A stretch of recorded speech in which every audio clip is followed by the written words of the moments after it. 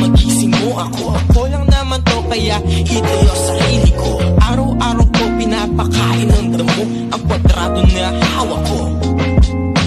Pagkabalik, tara na demonyo at anghel, ito yung tipo mo. Basta alam mo, resulta ng tama ko. Ito yung mundo na hawak ko. Nakabase sa gulong ang buhay ko. Paikot-ikot na lang ang buhay ko hanggang sa pagkakita to. Ikaw yung selecta na select nila, kasi may kwenta pag wala na, disposable ka na. Yan yung tropa na may kwenta pag may kwenta ka.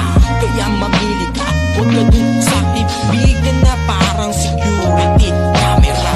Lahat ng galaw mo ay kita nila. Kahit makatapak ng bato ay alam nila. Di ko kailangan pumunta sa palikuran upang magbawas para maabutan mo na. Okay, teka, baka naiingit ka na, kasi habang nare-record ko to ay puro saya. Nandito ang kunin, nag-stay sila. Sama-samang aangat, lahat pantay-pantay, walang magbubuhat. Binatoan ng bato ang aso at napuro nga. Pero nung hinimas ko'y umamo na. Ikaw ang sinadya sa mundo na tao ko.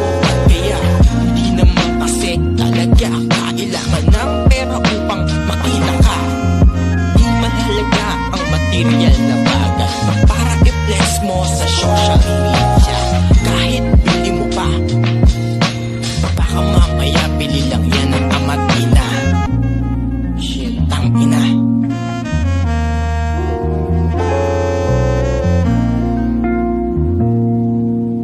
Nag-ipon ng laway sa unan, di man lang ng hinayang. Nag-ipon ng laway sa unan, di man lang ng hinayang. Nag-ipon ng laway sa unan, di man lang ng hinayang. Nag-ipon ng laway sa unan, di man lang ng hinayang.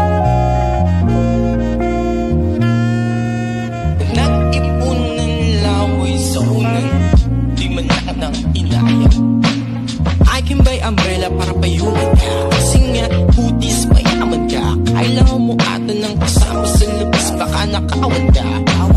Don't flex your bulletproof outfit. O sige, try ko nga sa'yo tumatulis ko ang ice pick para di ka naabutin ng buwan. Sayang naman kahit isinilang kasi siyang nabuwan.